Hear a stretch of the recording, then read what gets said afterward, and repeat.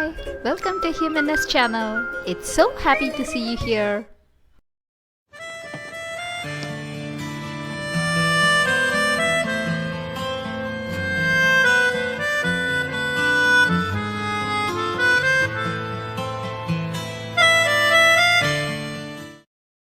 If you're new to our channel, please do consider subscribing.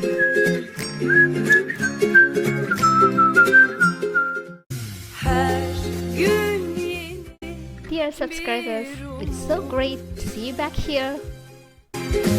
Tutunur hayallerine, dünü unut. Sanki kalbimin içinde yüzlerce kuş sarılıp hayallerine uç hadi uç. Terdeki güvercin, yalıdaki çapkın, kaldırımda baygın, sana da günaydın. Şarkıdaki serçe, camdaki teyze, uykusuz aşık, sana da günaydın.